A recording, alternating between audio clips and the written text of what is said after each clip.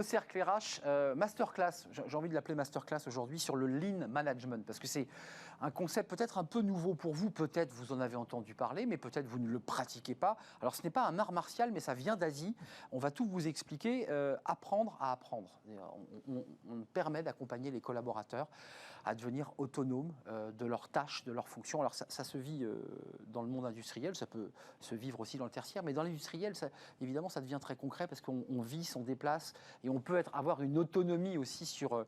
Et puis ça veut dire aussi en anglais, sans superflu. Et évidemment, ça peut susciter quelques critiques parce que certains disent, mais le lean, ben, on nettoie tout, et évidemment, on serre les vis, on serre les coups, et c'est pas très très bon. On va faire le point évidemment avec des experts de ce sujet. Ils sont avec moi. Alice Selzer, merci d'être là, directrice exécutive de l'Institut Lean France. Vous êtes évidemment aux premières loges et accompagnée de Régis Medina. Bonjour Régis, cofondateur de Kinly. Exactement. Et vous aussi engagé évidemment sur ce Lean et sur la manière dont vous allez nous le raconter, parce que j'ai dit que c'était une masterclass, c'est un TED.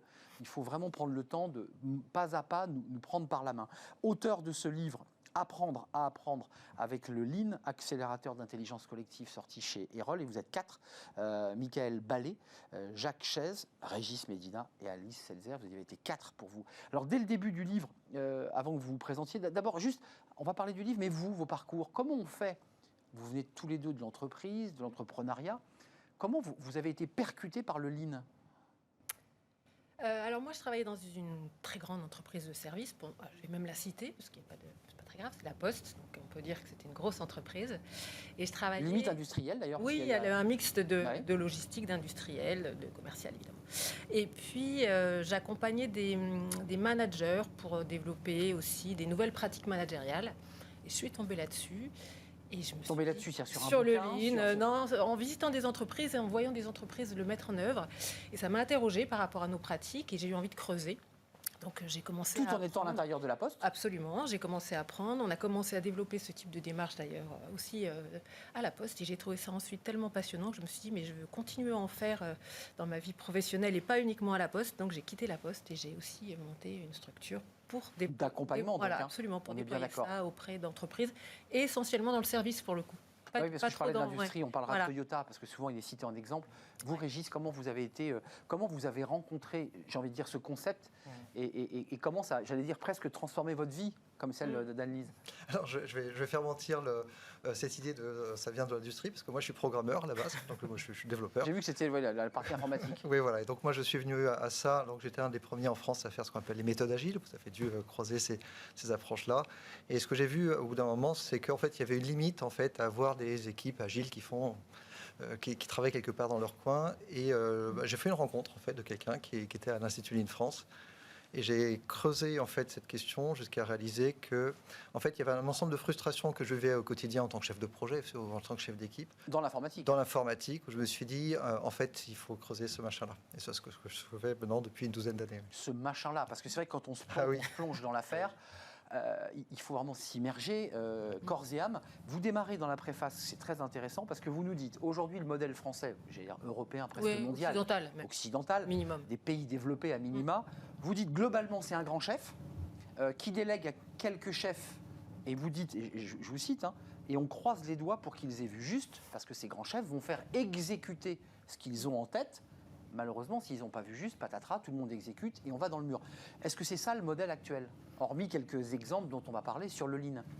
C'est en tout cas peut-être un peu caricatural, mais c'est quand même très souvent ça. C'est comme ça depuis les années 50, 60. Ça tombe d'en haut, quoi. Voilà, et puis on décorait la stratégie et l'exécution. Et il y a les stratèges, donc on va dire, c'est peut-être pas un homme, mais au moins un comité de direction qui a sans doute une clairvoyance sur les sujets, qui décide et puis qui ensuite fait effectivement exécuter par les équipes.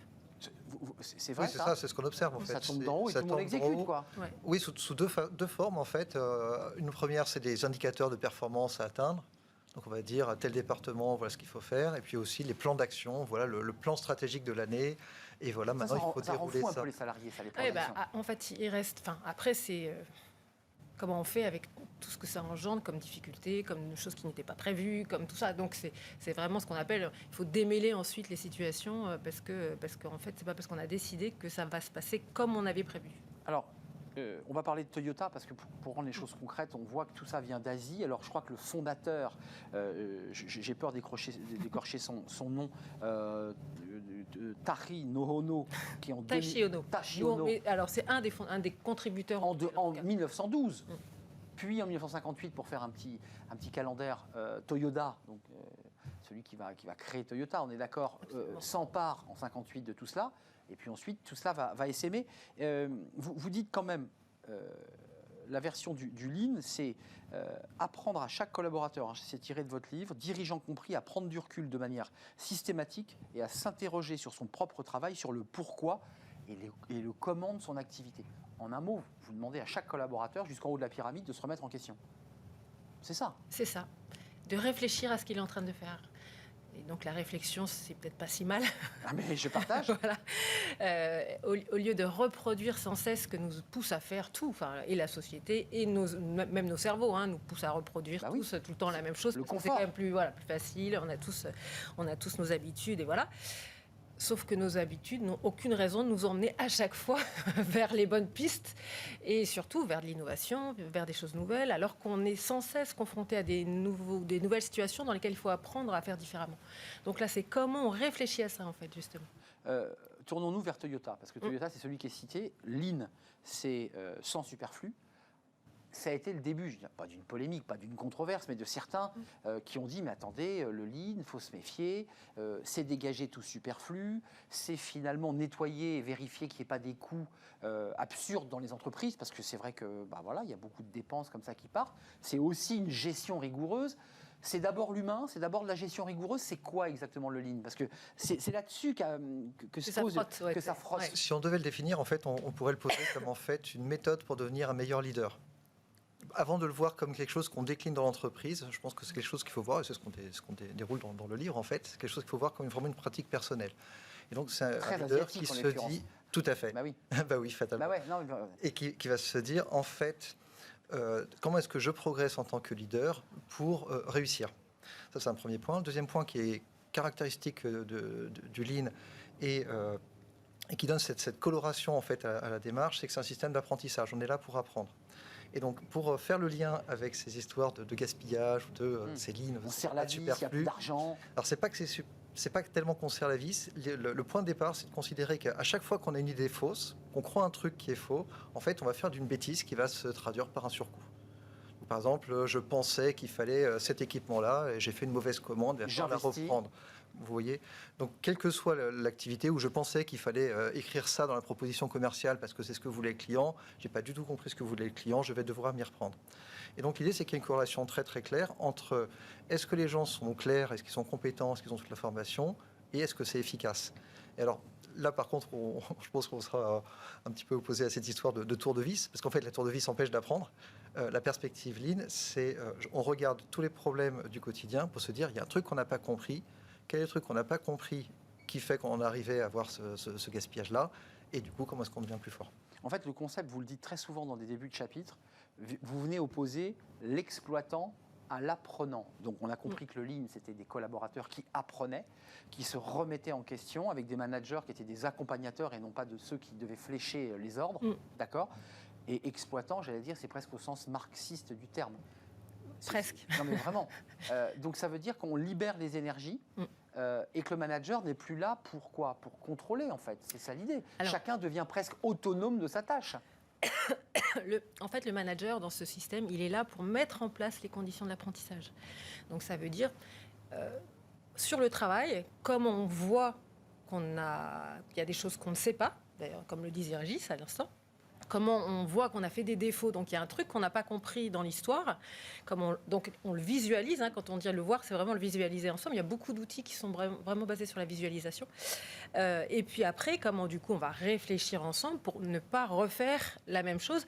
En fait, sur cette idée des coûts, c'est pas tant de réduire le coût unitaire, qui est quand même la base du raisonnement exploitant, où on veut absolument optimiser les coûts unitaires, mais c'est plutôt de comment on essaye d'éviter les coûts liés à nos conneries, pour faire simple, parce que là tout le monde comprend. si on a fait des défauts, si on refait le travail qui a déjà été fait par un autre parce qu'il a été mal fait, c'est qu'il y a un truc qu'on n'a pas su faire, qu'on veut apprendre à faire pour éviter ce coup qui n'a pas lieu d'être et qui n'apporte pas de valeur. Ça, c'est tiré de votre livre, je crois que c'est même tiré de la pensée d'un des fondateurs. Le coût globaux reflète nos erreurs de pensée. Ça fait exactement écho à ce que vous dites. Ouais. Et un produit nouveau qui ne se vend pas, ou une grève qui dure trop longtemps, c'est une erreur évidemment de dialogue social. Avec un schéma, l'exécution sans l'exploration et le savoir sans la créativité sont dangereux et coûteux. Donc en fait, vous essayez d'éviter ce type de difficulté aux décideurs, aux investisseurs. Absolument. Parce que derrière, il y a les actionnaires, évidemment. Voilà. Sur la controverse, une fois qu'on est libre, qu'on a été libéré, il y a une forme de libération. Ça se passe comment? Revenons à Toyota, puisque vous êtes dans des secteurs différents tous les deux, l'informatique et la poste. Chez Toyota, ça s'est manifesté comment? Implémenté, je ne sais même pas s'ils l'ont implémenté, ils l'avaient déjà en eux, en fait, j'imagine, cette méthodologie, ou pas. On a une entreprise en France, d'ailleurs, Toyota à Valenciennes. Oui, alors on peut réagir sur cette opposition entre réduction des coûts, contrôle et libération, quelque part, qui serait l'autre côté, souvent. Bien sûr, qui serait l'autre côté en fait, du pendule. En fait, le Lean se met un peu au milieu. C'est-à-dire que la question n'est pas tant de libérer les gens que de changer la nature des conversations qu'on a avec eux. Donc, ce n'est pas une conversation de type je te donne un ordre ou j'attends un objectif. C'est pas non plus libérer, si je caricature, au sens qu'est-ce que tu en penses, réfléchis par toi-même. Là, en fait, on a un juste milieu, c'est collectivement, par rapport aux exigences du client, par rapport aux problèmes qu'on voit opérationnellement, qu'est-ce qu'on doit apprendre? Mais chez Toyota, concrètement, quelqu'un qui est sur une chaîne de montage, même si elles sont automatisées, on sait comment ça marche, est-ce que quelqu'un qui est un ouvrier ou un technicien est capable de remettre en question un process parce qu'il considère qu'on va gagner du temps? Parce que l'idée, quand même, la finalité de tout ça, c'est de vendre la voiture le plus vite possible. Vous comparez ça à un corps humain et vous dites qu'il faut que le sang circule très vite et à grande vitesse. Et que ça fonctionne. C'est ça l'idée, la finalité. Alors, c'est quand même que l'entreprise s'enrichisse, développe et accroisse sa valeur. Alors, il y a deux choses en même temps. C'est par exemple quand on va, même à Valenciennes, visiter, on voit partout sur les murs des paperboards, peu importe le système, avec les problèmes. Donc là, c'est bien les opérateurs qui relèvent les problèmes. Ils posent des problèmes. Et qui disent, là, ça ne marche pas comme il faut. Voilà, donc il y a un truc. Et après, ils ont des temps pour faire de l'amélioration et pouvoir chercher... Ça, c'est du Lean. Du Lean, absolument. Ouais. On est d'accord. Absolument. Ça veut dire qu'ils constatent, ils notent, continue la production, puis dans un temps dédié, ils cherchent posent sur la table à résoudre le problème. Absolument. Et donc par des petits groupes, ça dépend de la nature du problème, parce que des petits groupes, des plus grands groupes, ils vont chercher peut-être des contributeurs dans l'entreprise à l'endroit où ils en ont besoin, mais c'est vraiment inclus dans le principe de management, c'est-à-dire qu'il y a même des objectifs finalement pour les managers, qui est que chaque collaborateur puisse participer une fois, deux fois, trois fois par an, je ne sais pas où ils en sont, mais à des améliorations pour des pratiques de travail et pour améliorer des processus. Je reviens quand même au modèle asiatique et japonais. Ça, c'est quand même un modèle très japonais. Alors, chacun, non, c'est faux. Non. En fait, j'ai lu que chez Honda, ils faisaient la même chose, par exemple. Ça ne veut pas dire que c'est pas dans d'autres sociétés asiatiques. Honda fait la même chose. Mais par exemple, quelque chose qui est vraiment caractéristique du Lean et qui est chez Toyota et qui est typiquement pas du tout asiatique, c'est ce qu'on appelle l'andon. L'andon, c'est quand quelqu'un est en difficulté sur son poste de travail, il tire alors une chaîne ou autre chose, symbolique, ou une lumière ou quoi que ce soit, et le chef arrive pour l'aider, pour le soutenir, pour voir ce qui se passe, etc. Ça veut dire que l'opérateur a le droit de dire je ne sais pas faire, ou je ne suis pas sûr de savoir bien faire, ou je ne suis pas sûr de savoir faire comme il faut dans les temps, et donc avouer qu'il ne sait pas faire, ce qui est sans doute l'inverse de la culture japonaise, où justement... On n'avoue pas. Voilà. Donc là, on voit qu'en fait, ce système, il a été conçu, il est hybridé, en fait. Il est hybridé de plein de choses qui viennent du monde entier et qui ont été après, qui ont constitué ce système d'apprentissage que constitue du coup le Régis, modèle. donc là, on y voit un peu plus clair chez Toyota. On voit bien, évidemment, très concrètement. Il faut attendre la page 228 de votre livre. C'est très intéressant. C'est la dernière. C'est avant les remerciements. Donc oui, je suis allé jusqu'au bout. Et vous dites que la méthode Toyota n'est pas un outil d'exploitation des salariés. C'est-à-dire vous enfoncez le clou au cas où on ne l'aurait pas compris. Je mets parenthèse version Marx, mais comme un système apprenant qui crée de l'autonomie, de la prise d'initiative. Finalement, vous venez clouter la philosophie. Quand vous avez des chefs d'entreprise en face de vous, des décideurs, des investisseurs, j'imagine que votre livre doit servir aussi à faire du prosélytisme. Qu'est-ce que vous leur dites et qu'est-ce qu'ils vous répondent? Ils comprennent ce que vous leur vendez? Oui, tout à fait, ils le comprennent. Comme vous le disiez je suis naïf, tout à l'heure. Je me place dans l'idée de quelqu'un qui découvre. Non, et en fait, ils le comprennent. Bien sûr, ça dépend des gens, hein, bien sûr, mais en fait, ils le comprennent parce qu'eux-mêmes ressentent quelque part profondément la nécessité de livrer très très vite quelque chose de qualité au client. Aller vite, le voient. C'est ça. Souvent, c'est des gens qui sont issus du terrain, qui voient le terrain, et ils voient bien qu'il y a tout un tas d'anomalies, de difficultés. Et en fait, c'est pas si loin que ça de se dire, mais finalement, ils voient bien que cette erreur qu'on a faite, ce bug informatique, cette proposition qu'on a ratée, en fait, il suffit juste qu'ils aient ce déclic pour qu'ils en voient le coût, en fait. C'est-à-dire, en fait, il aurait fallu être un petit peu plus intelligent, un peu plus affûté, un petit peu plus attentionné pour s'en rendre compte. Si je m'autorise, ça veut dire que c'est une révolution des managers. Ça veut dire que tout dans la chaîne de commandement, parce qu'il y a une partie que j'ai trouvée formidable, c'est que Clausewitz, c'est la guerre. Et c'est vrai pour les gens qui font la guerre, c'est vrai pour ceux qui les suivent, les journalistes. Vous dites, la seule chose qu'on sache sur les terrains de guerre, c'est ce que dit Clausewitz, je crois, c'est qu'on ne connaît que le premier pas. Après, le deuxième, c'est l'inconnu absolu. Il y a quand même une similitude. Et vous dites que les officiers sur le terrain, la guerre est en Ukraine, c'est aux officiers sur le terrain qui emmènent leur bataillon d'être le plus autonome et le plus agile. Est-ce qu'il y a une similitude à faire avec les équipes dans les entreprises? Parce que parfois, ils sont écrasés par une bureaucratie, donc l'état-major, et ils ne peuvent plus prendre de décision, et en n'en prenant pas, en fait, ils se font tuer, en l'occurrence. Et c'est vrai aussi dans l'entreprise, ça? On essaye de ne pas avoir de mort quand même. Non, mais c'est une symbolique, mais ils se font tuer économiquement. Non, mais ce qui est sûr, c'est que là, l'idée, c'est que il y a une sorte de vision partagée de là où on doit aller. Donc là, il y a beaucoup de sens à donner, beaucoup de réflexions, de discussions à avoir pour être sûr et pour partager et pour être sûr que tout le monde s'est approprié les raisons de là où on veut aller. Hein. Donc là, sachant qu'on n'a pas parlé depuis le début, mais on va le remettre là à ce moment-là. Mais allez-y, c'est le moment là. C'est le client. C'est qu'on oriente servir le client. Voilà, on oriente toute l'énergie de la boîte sur comment on va mieux servir le client. Alors c'est pas du tout, c'est pas du tout bisounours. C'est vraiment si le client est satisfait, il va rester chez nous. Hein. Donc si il va acheter notre produit. Et ça va développer la boîte. Bah oui. Donc c'est du coup comment on oriente toute notre énergie pour mieux servir le client. Et qu'est-ce que ça veut dire mieux servir le client? On se met vraiment tous d'accord à tous les étages de l'organisation. Et après, chacun là où il est autonome pour essayer de faire du mieux qu'il peut pour servir cet objectif-là. Sans citer les entreprises sur lesquelles vous êtes en accompagnement, sans les citer nommément, mais vous avez des exemples, j'imagine, vous les accompagnez au quotidien. Comment ça se passe? Comment vous organisez un accompagnement Lean? Alors, il y a plusieurs façons de le faire. Il y a de la formation. Il y a beaucoup de formations. Il y a beaucoup de formations. Beaucoup de formations. Alors, des formations de toutes sortes, qui ne sont pas forcément en salle, comme on a l'habitude de le voir. Il y a beaucoup de ce qu'on appelle de formations sur le terrain, en accompagnement des managers. On va voir ensemble. Voilà, on va voir ensemble. C'est vraiment ça, la technique. C'est comment on va voir ensemble pour discuter de ce qu'on voit, essayer de le comprendre et du coup, faire un peu changer. Alors, ce qu'on appelle, nous, dans notre livre, les modèles mentaux. Oui. C'est qu'on a des modèles mentaux tous sur... on a des certitudes sur un certain nombre de sujets et comment en allant voir la réalité, on arrive à bouger un peu ces modèles mentaux et à réfléchir d'une autre manière pour justement peut-être faire un peu pivoter Donc c'est un pratique managériale. Je veux dire, dès lors que vous rentrez en formation avec les personnes, vous ne pouvez pas vendre du rêve aux chefs d'entreprise. Il y a un processus quand même de transformation intérieure et ça ne se fait pas en une semaine de formation. C'est pas possible. Pas une semaine. Mais non, on a des réflexes, on a des process. Il y a plusieurs phases. Ce qui va se passer, c'est que quand on va aller sur le terrain, parce qu'en fait l'idée c'est que le terrain c'est celui qui éduque le dirigeant. Donc quand le dirigeant va aller sur le terrain, ce qui va se passer dans les premières semaines, c'est qu'il va voir quelque chose, il va réaliser quelque part les limites de sa stratégie dont on a parlé en fait au début, qui était un peu pensé en salle. Il disait c'était comme ça. Et donc en fait il y a des mais ça marche pas comme je l'avais imaginé. Voilà, souvent il y a une forme de choc. Et là il se dit il faut on pivote. Comment j'essaye de faire un premier truc différent. Parce qu'en fait, c'est vraiment petit à petit. On commence un truc, on fait du pas à pas, on y va, on voit que ça marche. Ah tiens, je vais en essayer un deuxième, voilà. Et petit à petit, ça percole, on va dire, dans l'organisation. Ça prend quelques mois, et puis après, au bout, on va dire, de 1 an, 2 ans, en fait, quelque part, il y a des résultats tout de suite, parce qu'en fait, on voit des choses, on avance mois après mois. Et en fait, il faut un certain temps pour que, petit à petit, déjà, le dirigeant se soit plus approprié, mais aussi que peut-être d'autres personnes étaient nommées, que l'entreprise change jusqu'à, on va dire, 1 an et demi, 2 ans. En fait, ça devient... Non, il reste plus que les gros murs, c'est des gens qui se déplacent, pas nécessairement des gens qui partent. Ouais, vous gardez des cloisons quand même. Non, il faut faire gaffe.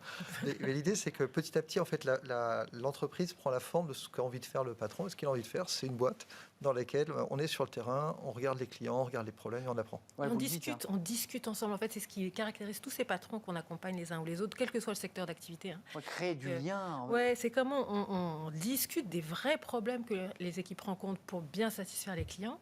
Comment, du coup, l'idée, c'est pas qu'il y en a un qui ait raison. L'idée, c'est pas d'avoir raison, c'est de comprendre les mêmes choses. Une fois qu'on a compris le problème, dans le même sens. globalement, on est à peu près... Et là, le sang circule dans le corps et le produit sort à vitesse rapide, de qualité. Parce qu'il faut quand même préciser qu'il faut que les produits, je pense à Toyota, ils ont un contrôle qualité, je suis allé voir, qui est excessivement draconien. C'est vrai que je crois que c'est les Yaris qui sortent des chaînes de montage.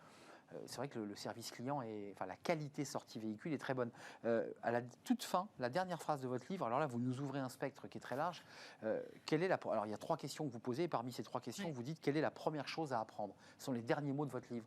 C'est quoi la première chose à apprendre dans le Lean, dans ce concept très concret finalement? Ben en fait, alors, il y a plusieurs niveaux. Il y a ce qu'il faut apprendre d'un point de vue Lean, mais surtout ce qu'il faut apprendre du point de vue de l'entreprise. Et l'idée, c'est que c'est ce qu'on va chercher en fait au tout début. On va se dire, par rapport aux enjeux de l'entreprise, on va aller sur le terrain pour essayer de comprendre qu'est-ce qui se passe, quel est le truc qu'on n'a pas encore compris qui nous empêche d'atteindre nos objectifs.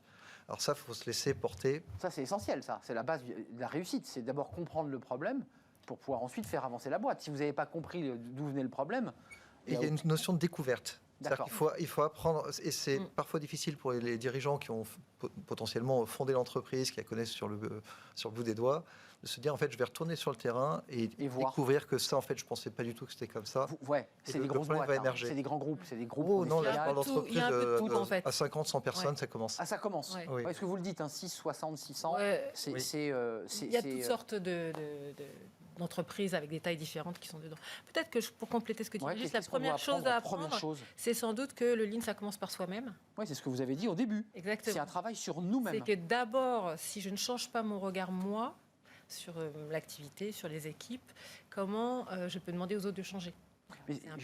Pour boucler notre échange, vous qui avez changé de vie, parce que vous avez quitté votre poste à la Poste pour vous y consacrer, vous aussi, vous êtes totalement impliqué. Vous rêvez de quoi aujourd'hui? Que dans les écoles de commerce, les écoles de management, les formations, bah oui, absolument. Parce que c'est dès le départ qu'il faut éduquer. C'est pas quand on a 20 ans de boîte qu'on vous dit, tiens, viens apprendre la méthode Lean. Je ne sais pas, oui. Si, c'est exactement ça, sachant qu'aujourd'hui, le modèle dominant qui est diffusé dans toutes les universités, les écoles de commerce, etc., c'est le modèle financier, on va dire, de management financier. Or, nous, il nous semble que c'est une excellente alternative à ce modèle financier qui, en plus, fait gagner tout le monde, parce qu'en fait, il y a des meilleurs produits pour les clients, il y a des managers qui sont aussi plus heureux, des équipes plus autonomes, et ça se voit dans toutes les enquêtes internes qu'on fait, là où il y a des démarches Lean, les enquêtes interne, la satisfaction des collaborateurs, elle augmente parce qu'on gagne en autonomie, on gagne en tout ça. Et en général, on pense aussi à la société, enfin, on ne l'a pas trop développé dans ce livre, mais c'est aussi un sujet qui est vraiment compris dans le Lean. C'est comment on fait attention. Voilà. Donc, on se dit, c'est quand même dommage que ça ne soit pas plus diffusé. Et pas exclusivement piloté par des stratégies de gestion financière et de réduction des coûts qui, là, sont souvent assez violents à l'égard des salariés. C'est ça et on voit il faut que les étudiants l'apprennent, il y a une forme de désaffection, en fait, par rapport au monde de l'entreprise. Les plus jeunes qui sortent des belles écoles se disent, oh là là, moi, je ne veux pas aller travailler dans une grande boîte, je vais être broyé. Donc, en fait, ils cherchent du sens, ils cherchent l'autonomie, ils cherchent à apprendre. Donc, ça, c'est une première facette. Une deuxième facette, c'est que la société doit changer. On a quand même l'épée de Damoclès climatique. Du coup, en fait, si on continue à faire tout le temps les mêmes choses, en fait, on va avoir tous un souci. Et l'idée, c'est vraiment, c'est ce dont on rêve, en fait, c'est que ce modèle-là se diffuse, parce qu'on observe tous les jours dans l'entreprise que ça fonctionne. Parce que Régis Médina et Anne-Lise Selzer, vous évoquez finalement, pour conclure, sans être caricatural, mais une forme de gabegie parfois dans les entreprises, comme la bureaucratie administrative peut en générer, c'est-à-dire des gabegies. On ne sait pas trop ce qu'on fait, mais on le fait. On perd un peu le sens de tout. On perd un peu le sens de tout. Son travail d'ailleurs en plus. Et du sens que l'on met à son travail, et à la fin, ça devient des coûts supplémentaires, puisqu'on en revient à Lean, et finalement des salariés un peu perdus. C'est ça l'idée. C'est ça l'idée. Donc le patron, alors en fait, il faut que le patron en ait pris conscience. Donc vous rencontrez, j'imagine, le top manager. Il n'y a qu'eux qui peuvent insuffler la dynamique, non? Il n'y a qu'eux qui peuvent au départ, mais ça commence parfois dans des entités où le patron de l'entité a envie d'y aller, puis après ça peut remonter en haut. Enfin voilà, donc il ne faut pas brimer ceux qui ont envie d'y aller, qui ne sont pas tout en haut, mais qui peuvent aussi commencer à diffuser. On l'appelle la méthode Lean. C'est comme ça qu'on le vend, que les patrons le vendent. Et c'est la méthode Lean. Oui. C'est ça. Oui, ça démarre comme ça. Ouais. Merci à vous de m'avoir éclairé, de nous avoir éclairé, parce que c'est vrai que c'est un sujet qui est très très vaste. Apprendre avec le Lean, accélérateur d'intelligence collective, édition Erol, 228 pages, et quelques annexes. Michael Ballet, Jacques Chaise, Régis Médina qui était avec nous et Annelise Selzer qui était avec nous également et qui consacrent leur vie professionnelle en tout cas à cette méthode Lean, à découvrir, à méditer, j'ai presque envie de dire à méditer parce que c'est un vrai travail de réflexion intérieure qui vient d'Asie mais qui a essaimé avec une préface d'Alexandre Muliez. Merci à vous deux. On termine notre émission avec Fenêtre sur l'emploi évidemment et on parle d'emploi, de recrutement et de la guerre en Ukraine.